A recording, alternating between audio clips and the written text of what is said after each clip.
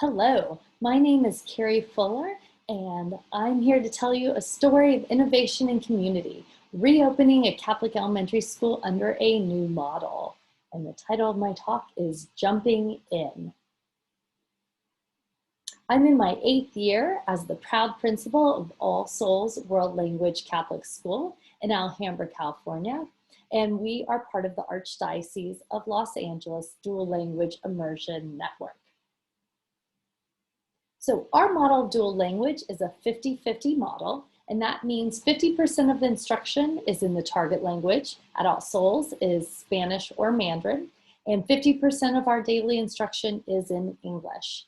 And we divide our language allocation by subject. So TK through 4th, we have in English, we teach language arts, social studies, and religion. And in Spanish or Mandarin, we teach another block of language arts as well as science and math. And those get flopped in the 5th through 8th grade. So in 5th through 8th, in English, we teach language arts, math, and science. And then in Spanish or Mandarin, we teach language arts, social studies, and religion. So in their time at All Souls, they receive all subject matter in both languages. So why did I get involved in this work and in this crazy little school? I am the granddaughter of Cuban and Nicaraguan immigrants. That's my grandmother and my grandfather in the picture to the left, with my mom, who were new immigrants to New York City. And they only spoke Spanish at home. My mom learned English at her Catholic elementary school. And my whole life, I have tried to master the Spanish language to become more fluent, and that was always really challenging because I was taught in traditional foreign language classes, which were not immersion, and I had very little capacity to actually speak. So in my early 30s, I decided to move to Bolivia, where I wanted to be immersed in the language, and I enrolled in the Mary Noel Missionaries Language School, which was awesome. And I ended up volunteering for over a year alongside the Mary Noelers. And I worked in a small village called Capinota and ended up working in a school called Fe y Alegria Model School. And that is a model of schooling in Latin America that's very much engaged with the community. They're generally publicly funded, but privately run, and most by Catholic religious organizations, often serving the poorest communities. And in this school, they were, and in the larger community, they were talking a lot about language and mother tongue, which is in this community, Quechua. And so really talking about how the way to engage students is to engage them in their home language. So most of my students were Spanish learners as a second language. So that was super fascinating to me.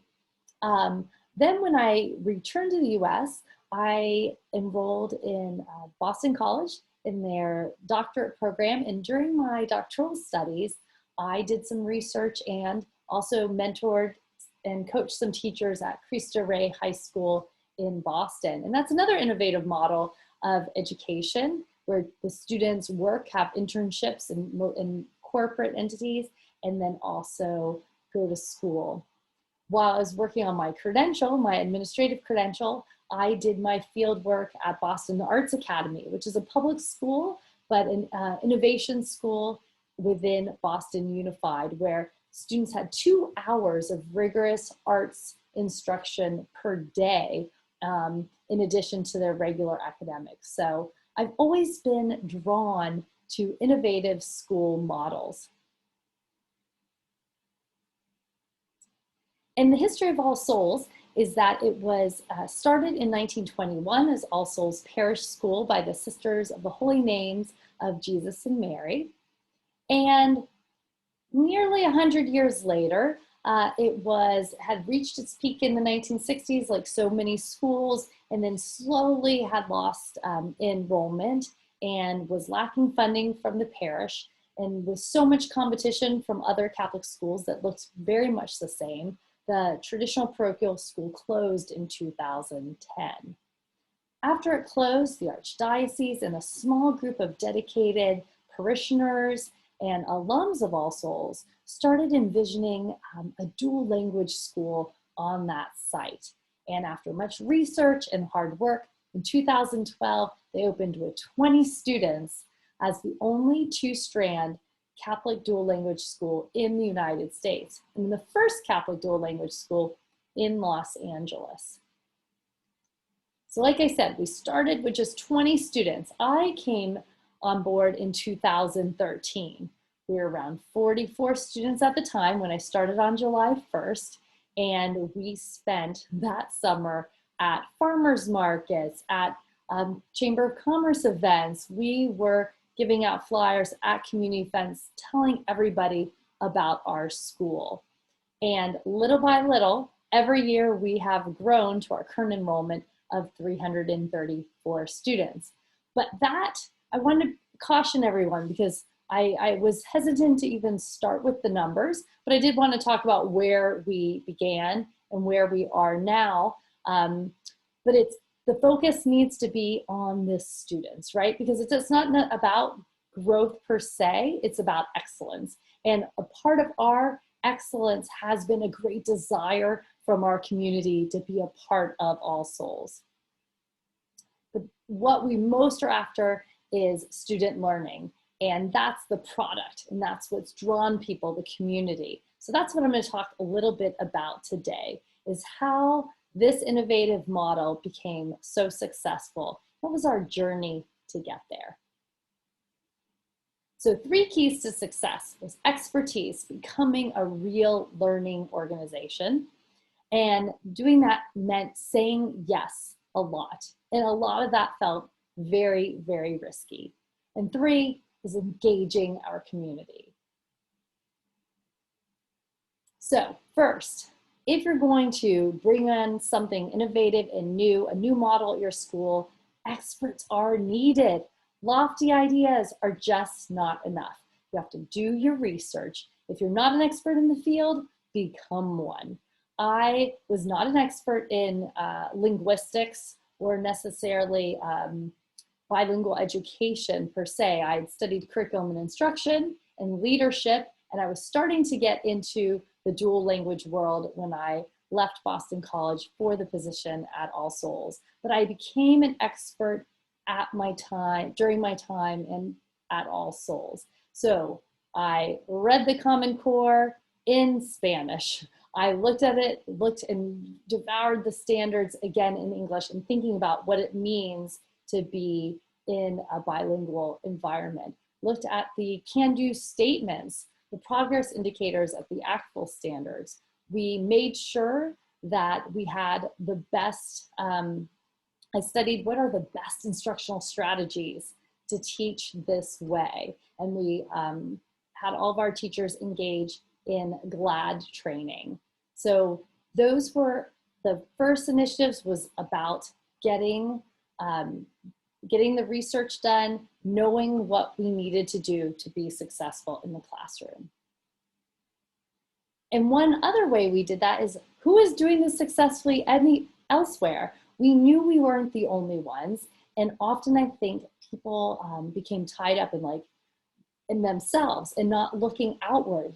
There's usually other people who have done things before us and better than us. So who are they? So the initial team at All Souls went to Escuela de Guadalupe, one of the first Catholic dual language schools in the country, asked questions, studied what they're doing, toured their classrooms, and came back invigorated to want to do the same model at All Souls.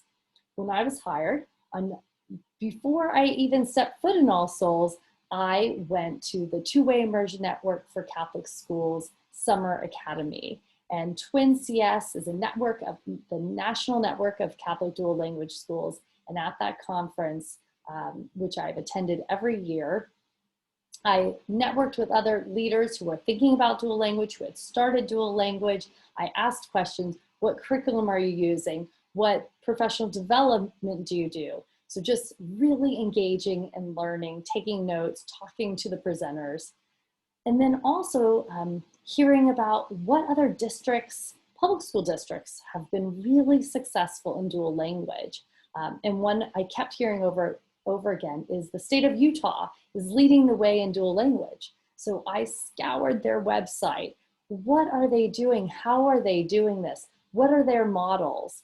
So not only looking at Utah, but then going to the best dual language schools in Los Angeles, taking tours, observing their classrooms, and learning. So definitely stepping outside our Catholic school bubble is so vital. Looking across sectors to find out what success looks like. And then once we know what success looks like, we have to invest in that and just know that what we invest in shows what we are serious about. And what we decided we were going to be serious about is about teaching and learning. And so therefore we invested in teacher coaching from the start. We also invested in curriculum materials because what we found at many dual language schools, they would say, we just don't have the materials in Spanish. And what we didn't want to do is replicate that problem where you start a dual language school and you don't even have materials in Spanish. So we want to invest in that, and parents noticed. So don't ever estimate your consumers because parents are savvy. They are doing their own research. And they noticed when I talked about standards. They noticed when I talked about dual language assessment. They noticed when I talked about dual language writing development and pedagogy. They took note, and that was impressive to them. So the main thing parents want to know is that we know what we're doing and that we are authentic in our approach. The other thing is that we didn't want to take on too much. If we're a dual language school, we have to be about language. So people would often notice, I don't see a lot of technology at your school. And that's because A, we didn't have a lot of money to invest in technology, but also we use that to our advantage. If we're a dual language school, we have to be about conversation. And in this day and age of texting and so much time online, it's almost a novel idea. It's almost innovative to not have so much technology in the classroom. Again, we're in a different space right now because of COVID, but at the time when we were developing our program, it was quite novel for children to just simply be talking to one another in the classroom. So our second key to success, and definitely mine, is my default being yes. So we are definitely, I think most dual language Catholic schools and most innovative Catholic schools are lean startups. So this book, Lean Startup by Eric Ries, has been really influential because he talks about a startup as a human institution designed to create new products and services under the conditions of extreme uncertainty. What Catholic school is not working under extreme uncertainty, even before COVID? And he talks about how managerial discipline is inherent to entrepreneurship, knowing exactly what you want and what we need to get there. So one thing we needed are routines, instructional routines at our school, traditions to be built. And we also needed to build momentum within the community. We wanted people to feel and know they're part of something truly unique, exciting, and special. This is exciting and new to be part of such an innovative school model. And we wanted our families and children to know that they're part of building, they're part and integral to our success. So my first few weeks at school, somebody came up to me and said, "What's your vision for this school?" And it caught me by surprise because, to be honest, at that point, I really didn't know. I was just in survival mode. But it's not about what my vision is. I learned over time, it's what's our vision for this school. So one piece that has been so integral to our success is our family guild. When we opened, we didn't have a parent PTO group. And the parents said, why don't we have a family guild? A, because a lot of our involvement is on the part of our grandparents. So by calling it a parent teacher right there, it's limiting. So let's call it a family guild. Any family members that support our school can be a part of it. And let's not have a hierarchy. Let's have 1,000 flowers blooming. So where people feel passionate about, they will begin and start committees around that area. So we started the All Souls Family Guild, which today has 25 active parent committees. That might seem crazy, but it's really been the success of our school. For instance, we now, not only are we a dual language Catholic school with success in language and culture, we have a chicken coop. We have a chicken coop at our school because that was something that was important to our families, that children learn about raising chickens, about the life cycle, about growing your own food. And we also have an incredible garden. And as you can see, we have some flower boxes. And this is no small garden. We started with 1 or 2, and now we probably have 20 flower boxes, as well as 3 rain barrels to harvest water. And we've really gotten to know ourselves as an eco-friendly, environmentally, a school that's dedicated to environmental learning. So in our success is definitely me saying, yes, okay, you want to try that? Let's do it. We don't want to just stop and just say we're only a dual language school. That's where we started, but language can be in all different areas. So let's expand ourselves. Let's see what's important to our community. And environmentalism is very important to our community. So my third key to success is community over concept. So from the very beginning, we had to become very clear with our messaging. What's our brand? Who are we? And we, again, went with the experts. We hired a branding consulting group that helped us with our strategic plan. From 2014 to 2015, we came up with a strategic plan through focus groups, teacher interviews, surveys about what is the school we envision together? Who are we? What's most important to us? And what we came to is that there's all these competitors in the dual language world. That is not enough to distinguish ourselves, to just say we're dual language. No, what's special about All Souls is that we are dual language, but more important, we are Catholic, and people are wanting that. Mass in Los Angeles on any given Sunday is celebrated in 42 languages. Our Pope, we can never imagine a monolingual Pope. Jesus's ministry, he probably spoke in Aramaic, in Greek, in Hebrew, just to minister to all the different communities. And it's the Catholic school tradition. So while we're innovative, we haven't forgotten who we are at our core. I loved an article I read once that said, these innovative Catholic schools are like 100-year-old startups. And bilingualism has been in Catholic schools since the 1800s. And when Catholic schools began, many of the sisters came over to teach kids in their native languages. And at one time, Boston even had 69 native language schools. So I always say DLI is so Catholic. But we had to think about what kind of Catholic community does All Souls want to be? And through talking to the community and learning, we knew we wanted to be a welcoming and inclusive community. And we put that in our mission statement right away. We knew we wanted to be diverse ethnically, religiously, we wanted to be diverse economically, and we wanted to make sure that we wanted to break down the barriers for entrance.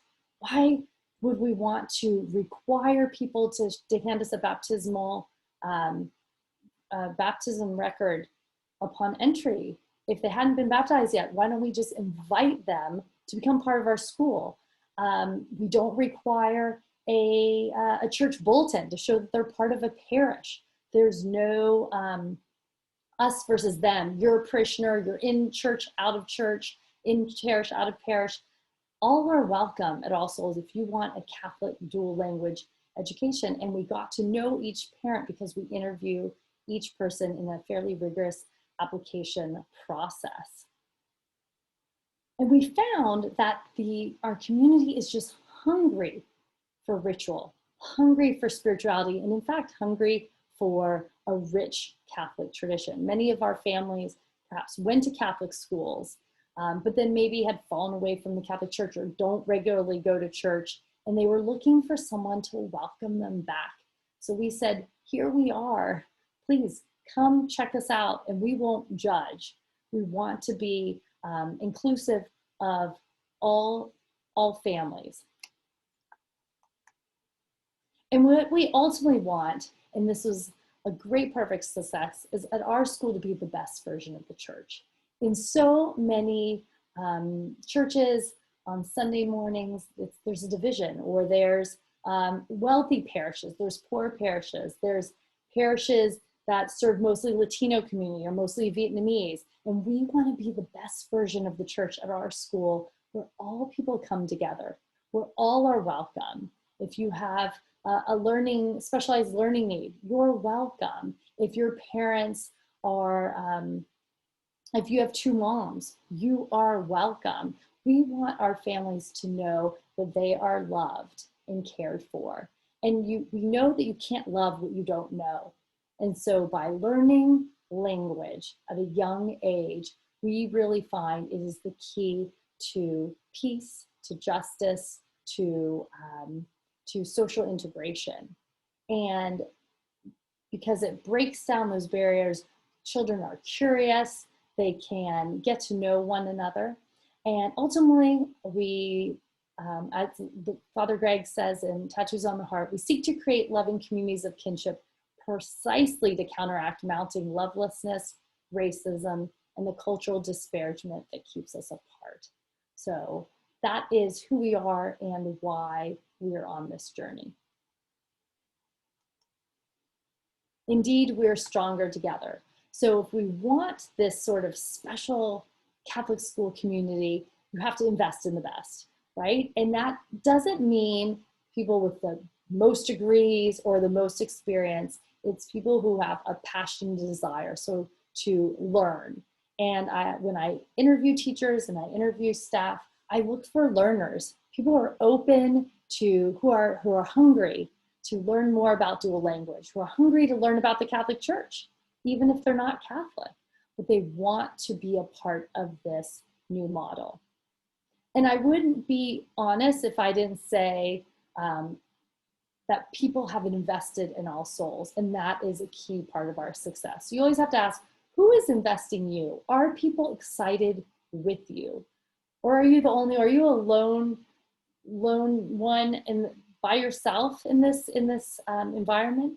Or are people excited for you and with you? And I was very blessed to have the backing of the Archdiocese, the superintendent, and through their efforts to be also blessed with resources from the Conrad and Hilton Foundation, who through their Catholic Sisters Initiative have invested in the Archdiocese and in particularly dual language schools. So ultimately, my message is, we don't want to be innovating for innovation's sakes. There's too many people out there thinking there's a silver bullet to build enrollment. We want the meaningful embodiment of our mission. And we want to meet the needs of our community and the current reality. So I put some of the things that kind of have developed at All Souls alongside our dual language program, which is yoga classes, gardening, as I said, and composting. We also have noticed that a lot of our families have come from STEM backgrounds. Their parents work in the sciences or medical fields. So we have a new focus on STEM or STEAM. We have realized over time how important and integral is social emotional learning. So we've invested in a school counselor. we, again, because excellence is at our core, but we also want to be inclusive of all different learning styles and needs. Intervention strategies and reading groups has also been something that has been integral to our learning. And as we've moved forward, recently we've, another parent group, an interest at our school has been anti-racism, and so that's forming within our family guild. So now that we are in COVID, we are able to pivot because we have been dedicated to being learners and taking risk and engaging our community. So we jumped into our online distance learning back in March, along with the Archdiocese within 72 hours. And we asked, how do we become the best Catholic and dual language online community there is? And so how do we take all that we've learned in at school and take it at home? And so that's been something really holding ourselves to a very high standard. Some of our families, some of our new families asked, well, it's not going to be quite the same immersion, is it, since we're online? And I told the teachers we have to stay in our target language. We have to be creative and innovative to bring that immersion experience while being at home.